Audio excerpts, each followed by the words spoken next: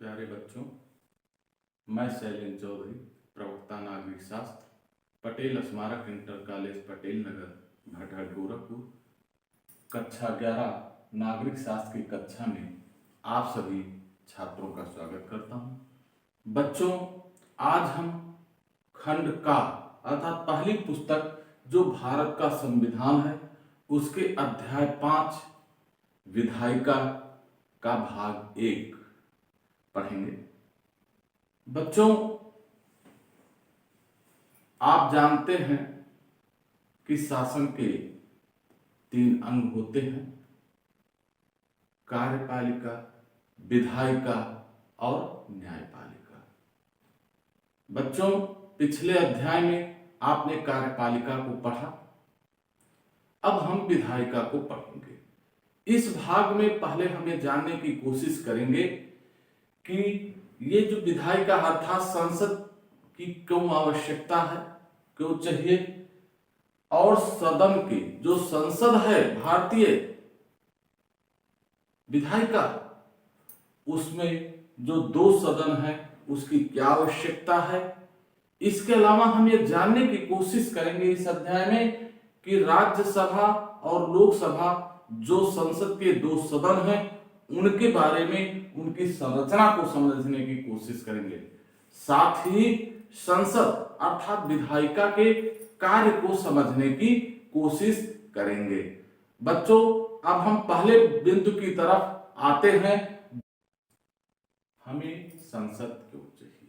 ये प्रश्न चिन्ह उत्पन्न होता है कि संसद क्या आवश्यकता, क्या अर्थात विधायिका की क्या आवश्यकता है।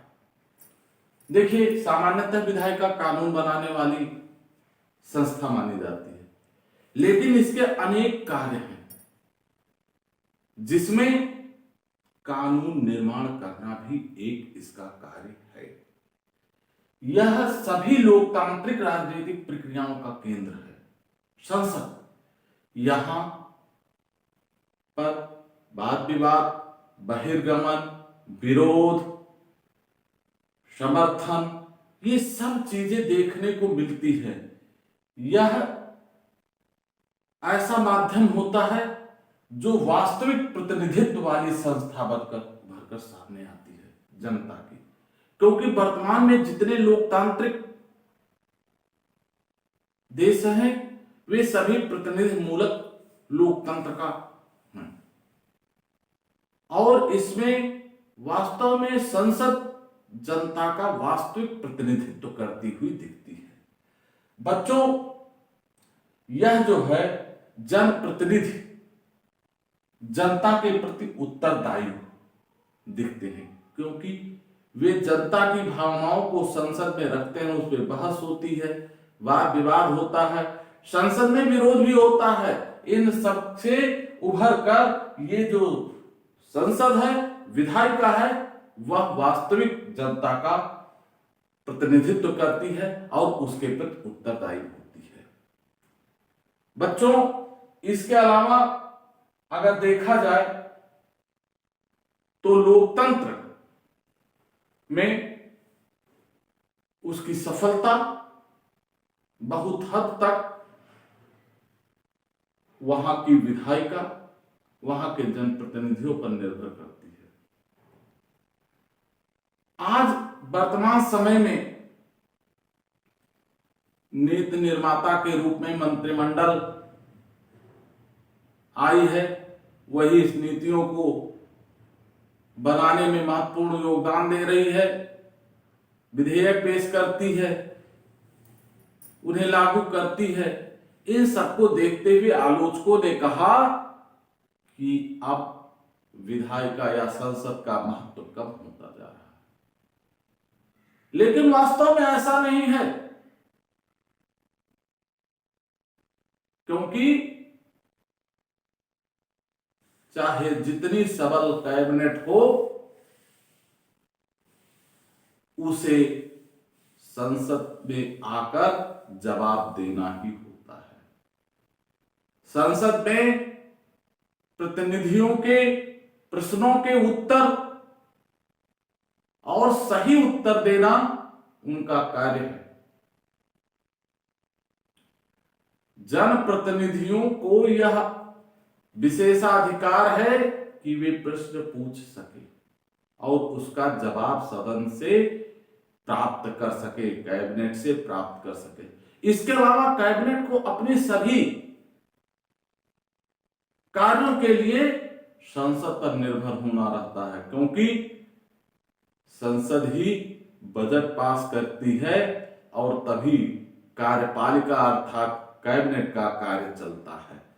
बच्चों, वास्तव में यह संसद वाद विवाद का सबसे लोकतांत्रिक व खुला मंच है, जहां पर वाद विवाद के दौरान किए गए किसी भी प्रश्न पर सांसदों के खिलाफ कोई कार्रवाई नहीं होती, उन्हें इसके लिए विशेषाधिकार प्राप्त है। बच्चों, इसके बाद हम आगे बढ़ते हैं संसद के 2 सदनों की आवश्यकता। देखिए, जो विधायिका है उसे केंद्रीय विधायिका को अर्थात संघीय विधायिका को संसद और राज्य विधायिका को विधानमंडल कहते हैं। भारत में जैसा आप जानते हैं संसद के 2 सदन हैं, राज्यसभा और लोकसभा। विधानमंडल के 2 सदन होते हैं, एक विधानसभा और एक विधान परिषद। लेकिन विधान परिषद सभी राज्यों में नहीं है, केवल 7 राज्यों में इसका उल्लेख था, आंध्र प्रदेश, बिहार, कर्नाटक, महाराष्ट्र, तेलंगाना, उत्तर प्रदेश और जम्मू कश्मीर। जैसा आप जानते हैं जम्मू कश्मीर राज्य को 3 भागों में बांट दिया गया है और केंद्र शासित प्रदेशों में विधान परिषदें नहीं होती हैं, तो इस तरह 6 राज्य बचे। प्रश्न यह उठता है कि 2 सदनों की आवश्यकता क्या है। पहली बात ध्यान रखिए कि जो बड़े राज्य हैं उसमें सभी को उचित प्रतिनिधित्व देने के लिए भी सभी वर्गों को, सभी क्षेत्रों को 2 सदनों की आवश्यकता है। इसके अलावा कुछ विशेष लोगों की आवश्यकता होती है, विशेष वर्ग की, उनके लिए भी आवश्यक है कि दूसरे सदन की रचना की जाए। और संघीय राज्यों में राज्यों के प्रतिनिधित्व भी होते हैं। अमेरिका को लीजिए, वहां चाहे छोटा राज्य हो चाहे बड़ा राज्य हो, सबको समान प्रतिनिधित्व है दूसरे सदन में। लेकिन भारत में कोई बहुत छोटा राज्य है, कोई बहुत बड़े राज्य हैं। अगर समान प्रतिनिधित्व दिया जाता तो यह वास्तविक लोकतांत्रिक प्रक्रिया के खिलाफ होता। भले ही उच्च सदन, जिसे राज्यसभा कहते हैं, राज्यों का सदन हो, लेकिन वहां पर निवास करने वाले लोगों के हिसाब से भी इस चीज का निर्धारण किया गया। तो पहली बात उभर कर जो सामने आती है वह यह कि सभी वर्गों को उचित प्रतिनिधित्व देने के लिए इसकी आवश्यकता है। दूसरी बात जो उभर कर सामने आती है कि मान लीजिए कोई निर्णय एक सदन द्वारा जल्दबाजी में लिया गया, तो उसकी जल्दबाजी पे दूसरा सदन रोक लगाता है। और यदि कोई भी विधेयक में कोई त्रुटि रह जाती है, तो दूसरा सदन जब बहस होती है तो उसमें दूर किया जाता है। इस तरह देखा जाता है कि जो संसद के प्रत्येक निर्णय पे 2 बार विचार होता है, जिससे कि विधेयक की कमियों को दूर किया जा सके। इसीलिए बच्चों, यह 2 सदन की आवश्यकता भारत में भी महसूस की गई और अधिकतर लोकतांत्रिक देशों में। भारत में संसद के 2 सदन कौन कौन से हैं? राज्यसभा और लोकसभा, जिसे हम आगे पढ़ते हैं। राज्यसभा बच्चों, इसे उच्च सदन या द्वितीय सदन भी कहते हैं। भारत के 2 सदनों में ये बच्चों राज्यों का, वास्तव में राज्यों का प्रतिनिधित्व करता है। राज्यसभा राज्यों का प्रतिनिधित्व करता है, जिसके सदस्यों का चुनाव अप्रत्यक्ष निर्वाचन से होता है। अर्थात जो राज्यसभा के सदस्य होते हैं, उनका निर्वाचन राज्यों की विधानसभा सदस्यों द्वारा किया जाता है। इसीलिए इसे राज्यों का सदन कहते हैं। बच्चों, यह एक अस्थाई सदन होता है, अर्थात कभी ये सदन भंग नहीं होता। क्यों नहीं होता? क्योंकि इसके सदस्य हर 2 साल बाद 1/3 सदस्य सदन के अवकाश ग्रहण करते रहते हैं और उनके स्थान पे नए सदस्य आते हैं।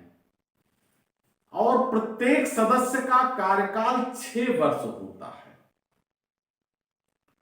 6 वर्ष का कार्यकाल होता है और हर 2 वर्ष बाद 1/3 सदस्य अवकाश ग्रहण करते रहते हैं। इस तरह ये साइकिल चलती रहती है और ये एक अस्थाई सदन के रूप में कार्य करता रहता है। बच्चों, सदस्य संख्या की बात की जाए तो इसकी कुल सदस्य संख्या 245 है, जिसमें 233 सदस्यों का चुनाव राज्यों की विधानसभाओं द्वारा होता है, जिसमें अलग अलग संख्या बटी हुई है राज्यों के लिए। इसके अलावा जो 12 सदस्य हैं, वो राष्ट्रपति द्वारा मनोनीत किए जाते हैं। उनका मनोनयन राष्ट्रपति द्वारा होता है। राष्ट्रपति मंत्रिमंडल की सलाह पे मनोनयन करता है।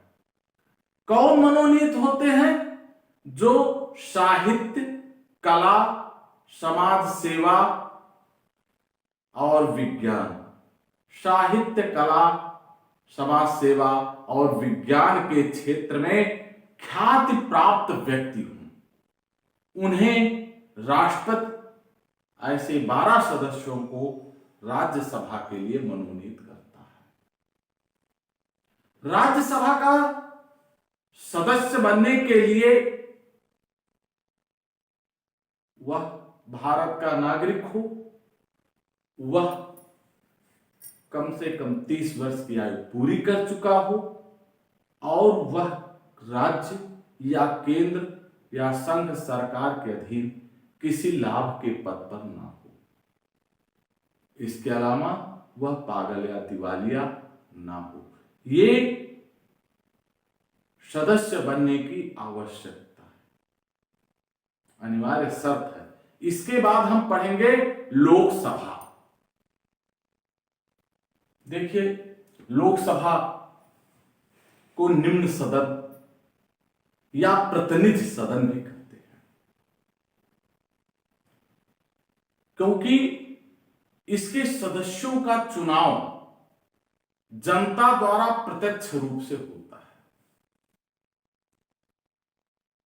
जब आम चुनाव आते हैं या चुनाव आता है तो आप लोग कहते हो ना, एमपी का चुनाव आ गया, मेंबर ऑफ पार्लियामेंट वही लोकसभा सदस्य होते हैं। वो जनता द्वारा सीधे चुने जाते हैं। जो 18 वर्ष से ऊपर सभी वयस्क अधिकारी जिनका नाम मतदाता सूची में दर्ज होता है वो मतदान के योग्य होते हैं, मतदान प्रक्रिया में भाग लेते हैं, लोकसभा सदस्यों का निर्वाचन करते हैं। देखिए, लोकसभा सदस्य बनने के लिए जो योग्यता होती है वह भारत का नागरिक हो, वह 25 वर्ष की आयु पूरी कर चुका हो, वह संघ, केंद्र या राज्य सरकार के अधीन किसी लाभ के पद पर ना हो, वह किसी अपराध के लिए 3 वर्ष या उससे अधिक की सजा ना प्राप्त किया हो, और वह पागल या दिवालिया ना हो।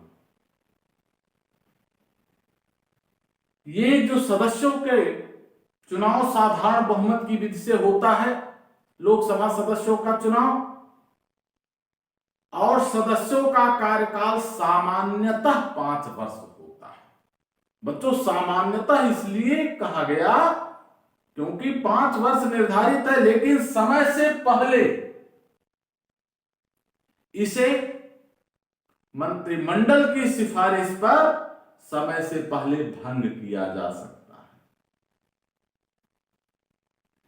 लोकसभा को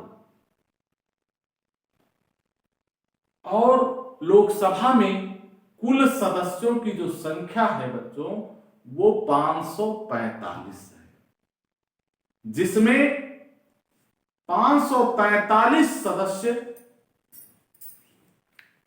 चुने जाते हैं जनता के द्वारा और 2 सदस्य राष्ट्रपति द्वारा मनोनीत होते हैं। लेकिन ये 2 सदस्य कौन होते हैं? आंग्ल भारतीय समुदाय के लोग होते हैं। यदि आंग्ल भारतीय लोगों का सदन में उचित प्रतिनिधित्व नहीं है तो ऐसे 2 सदस्यों को उस समुदाय के राष्ट्रपति मनोनीत करते हैं।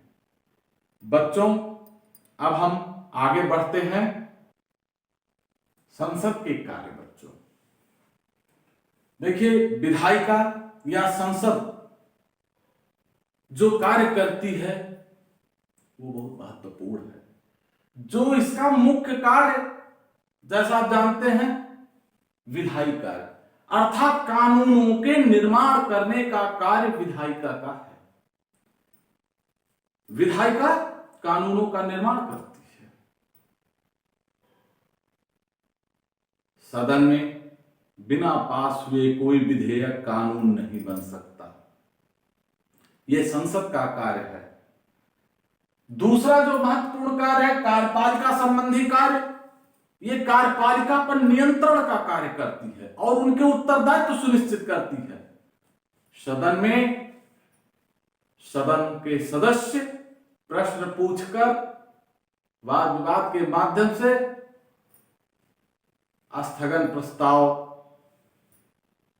लोक महत्व का प्रस्ताव, ध्यानाकर्षण प्रस्ताव, इन सब माध्यमों से कार्यपालिका पर नियंत्रण का कार्य करते हैं और उसे उसके उत्तरदायित्व बताते हैं। उसे सुनिश्चित करने का कार्य विधायिका करती है, अर्थात संसद करती है। तीसरा, वित्तीय कार्य। लोक वित्त पर जनता का अधिकार है। जनता के पैसे पर जनता का अधिकार होता है और बिना जनता के प्रतिनिधियों से पूछे सरकार खर्च नहीं कर सकती। इसीलिए बजट को पास करना संसद का महत्वपूर्ण कार्य है। बिना संसद से पास हुए सरकार धन को खर्च नहीं कर सकती। किस विभाग को कितने धन आवंटित करते हैं, उनकी मांगों की जांच के बाद, वाद विवाद के बाद संसद उसे पास करती है। बिना संसद द्वारा पारित वित्त विधेयक सरकार को वित्तीय शक्तियां प्रदान नहीं कर सकती। फिर आता प्रतिनिधित्व। यह सभी लोगों का प्रतिनिधित्व करने वाली संस्था है। संसद सभी वर्गों का, पूरे देश का प्रतिनिधित्व करने वाली संस्था है, जिसका चुनाव वयस्क मताधिकार के द्वारा और एक सदन के सदस्यों का चुनाव राज्य की विधायक का द्वारा किया जाता है। तो इस तरह ये वास्तव में एक प्रतिनिधित्व करने वाली संस्था के रूप में कार्य करती है। जन आकांक्षाओं के अनुरूप वे सदन में जनता की भावनाओं को सरकार के सम्मुख प्रस्तुत करती है। इसके अलावा बहस का मंच, यहां संसद में प्रत्येक बिंदु पर व्यापक विचार विमर्श होता है। देश में चल रही किसी घटना की हो या कहीं समस्या की हो या किसी जो है आकस्मिक घटना घट जाए, प्राकृतिक आपदा हो, वहां ये सदन बहस करती है और सरकार को उस पर कार्य करने के लिए प्रेरित करती है। सरकार को भी अपने कार्यों का जवाब सदन के सम्मुख देना होता है।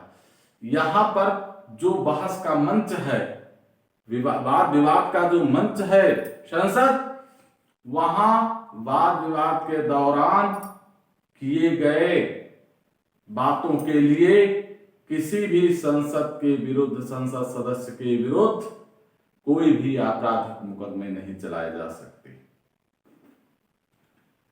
इसके अलावा संवैधानिक कार्य,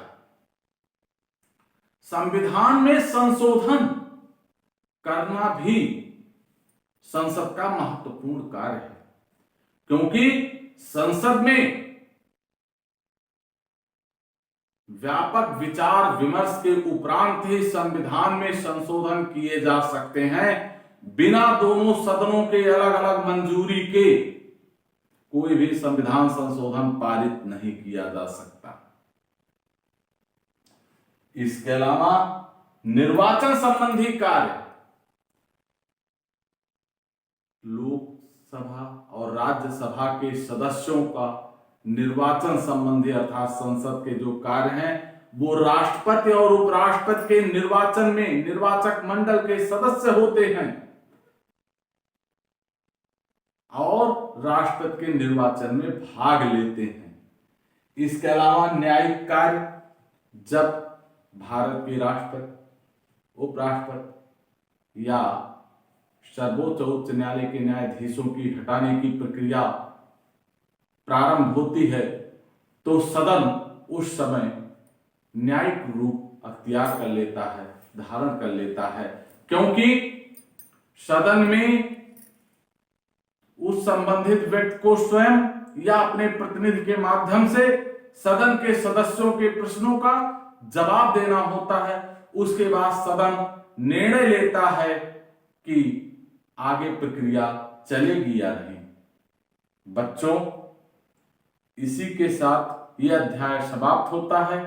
धन्यवाद।